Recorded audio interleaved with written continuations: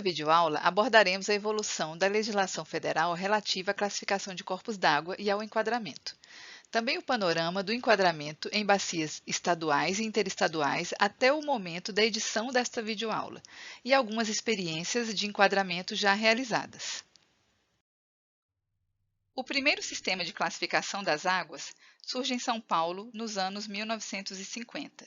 Mas o enquadramento se inicia de fato no Brasil na década de 1970, após a publicação da Portaria número 13 do antigo Ministério do Interior, no ano de 1976, que estabeleceu o primeiro sistema federal de classificação das águas.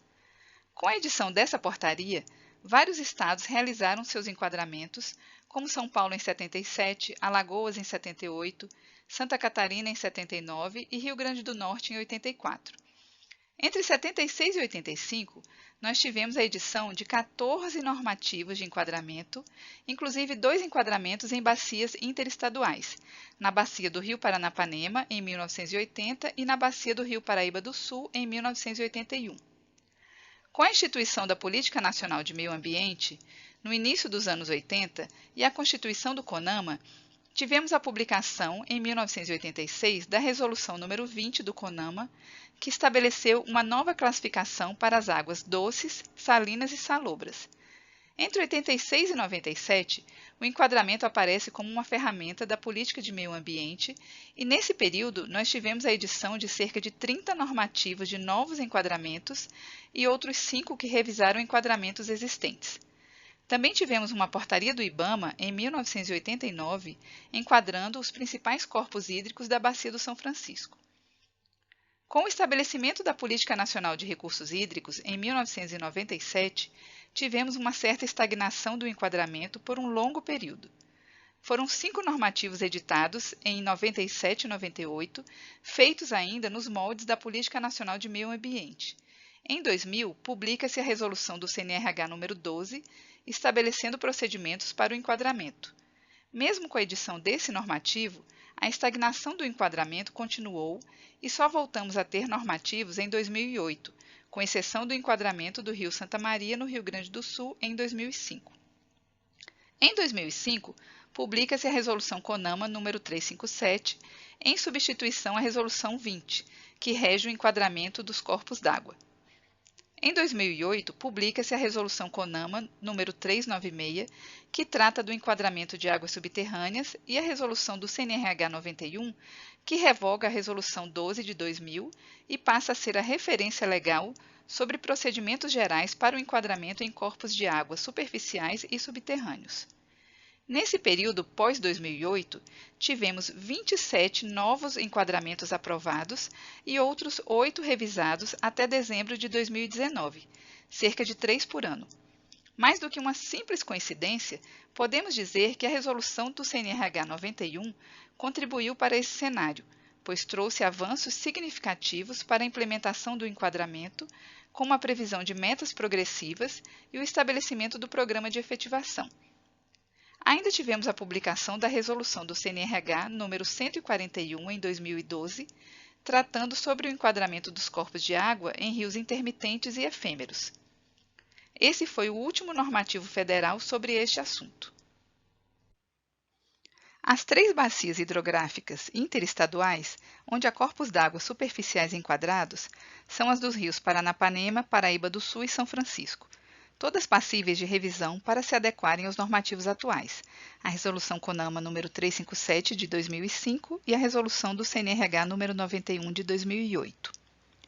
As bacias dos rios Paranapanema e Paraíba do Sul foram enquadradas com base no sistema de classificação da Portaria do Ministério do Interior número 13 de 1976, que foi revogada pela Resolução CONAMA 20 de 86.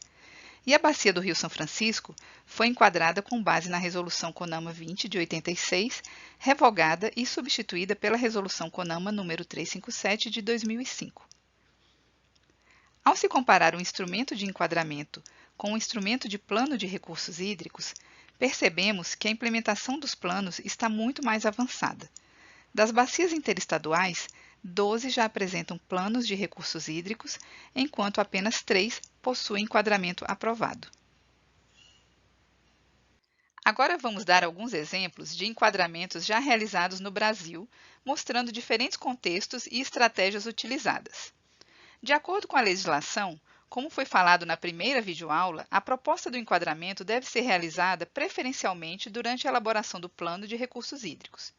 No entanto, isso aconteceu apenas na bacia hidrográfica do Rio Paranaíba. E, embora tenham sido elaborados conjuntamente, o plano da bacia foi aprovado, mas a proposta de enquadramento ainda segue sem aprovação pelo Conselho Nacional de Recursos Hídricos, mesmo tendo sido aprovada pelo Comitê da Bacia. A proposta não foi aceita por apresentar algumas lacunas de informação e por necessitar de adequações para estar de acordo com a Resolução CNRH 91 de 2008, que estabelece os procedimentos para o enquadramento. Algumas dessas lacunas ocorreram devido à escassez de dados de monitoramento quali quantitativo para subsidiar um diagnóstico e prognóstico mais precisos. Também ficou evidente a necessidade de uma pactuação do Comitê da Bacia Hidrográfica do Paranaíba com os comitês de bacia dos rios afluentes, de domínio dos estados e do Distrito Federal, para a definição de estratégias que buscassem garantir condições de entrega dos rios de domínio estadual aos rios de domínio da União. Já na bacia hidrográfica do Rio Benevente, no Espírito Santo, o enquadramento foi aprovado mesmo nos trechos de corpos d'água que possuíam poucos pontos de monitoramento ou que possuíam monitoramentos pouco frequentes. Para esses trechos, com poucos dados de monitoramento, foram utilizados dados do cadastro de outorgas do órgão gestor estadual de recursos hídricos e dados obtidos de trabalhos de campo para identificação dos usos das águas e das fontes de poluição. Esse é um exemplo de que, mesmo com algumas limitações, o enquadramento pode ser realizado, sobretudo, se por meio dele forem estabelecidas metas de melhoria do monitoramento e se esses dados resultantes forem incorporados nas avaliações e revisões do enquadramento. O enquadramento realizado na bacia do Rio Salitre é um outro exemplo de que, mesmo diante de certas limitações, é possível sim fazer o enquadramento. A bacia do Rio Salitre está localizada no semiárido brasileiro e a condição peculiar dos rios intermitentes e efêmeros dessa região é um desafio para o processo de enquadramento. Essa condição dificulta a aplicação de modelagem da água para a simulação do comportamento das cargas de fontes poluidoras. Mas mesmo com essa limitação, a proposta de enquadramento dos corpos de água da bacia hidrográfica do Rio Salitre, na Bahia, foi aprovada tendo como base os usos existentes e pretendidos nos períodos em que o recurso hídrico se encontra disponível. Outra dificuldade encontrada foi a insuficiência da rede de monitoramento e, com isso, a baixa disponibilidade de informações de qualidade.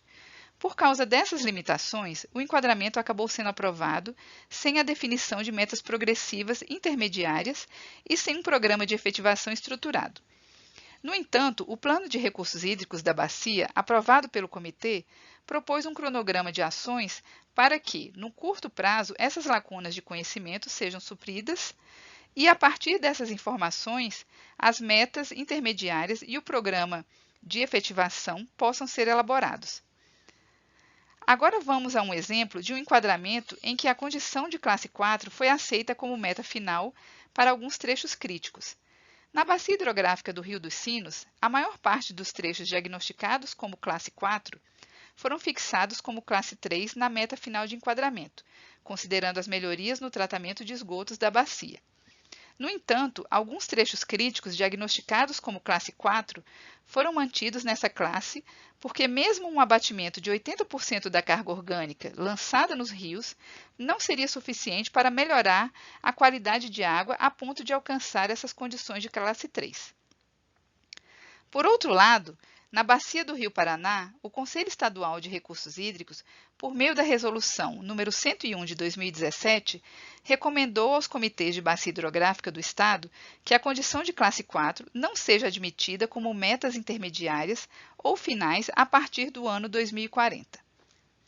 Veja mais detalhes sobre o enquadramento das bacias relatadas nessa aula ou outras experiências de enquadramento no caderno de enquadramento do portal do SNIR. E os desafios para essa tarefa?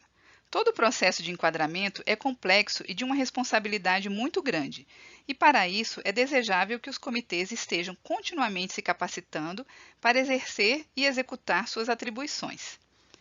A capacidade técnica dos órgãos gestores e a capacitação dos comitês são questões fundamentais para o desenvolvimento do enquadramento. Também é necessário fazer um bom monitoramento por trechos, considerando as situações críticas que devem ser observadas. Para o sucesso do monitoramento, é fundamental que as análises sejam realizadas em laboratórios de referência para que sejam confiáveis. Outro desafio é melhorar as bases de dados de usuários de água e de fontes poluidoras. Além disso, a divulgação desses dados é fundamental, e essa divulgação deve ser constante. Sem informações, é impossível chegarmos ao objetivo desejado. Outra questão importante é aprimorar a participação da sociedade e, em particular, dos comitês de bacia hidrográfica no processo do enquadramento. Para isso, a comunicação é um fator fundamental. Também é de suma importância fortalecer a implementação do programa de efetivação, sendo essencial a realização de um monitoramento contínuo para o acompanhamento das metas. Um outro grande desafio a ser enfrentado pelos órgãos gestores é a elaboração e divulgação dos relatórios técnicos, atendendo ao artigo 13 da Resolução do CNRH número 91 de 2008. Obrigada por assistirem às nossas videoaulas. Esperamos que essa capacitação tenha sido bastante proveitosa.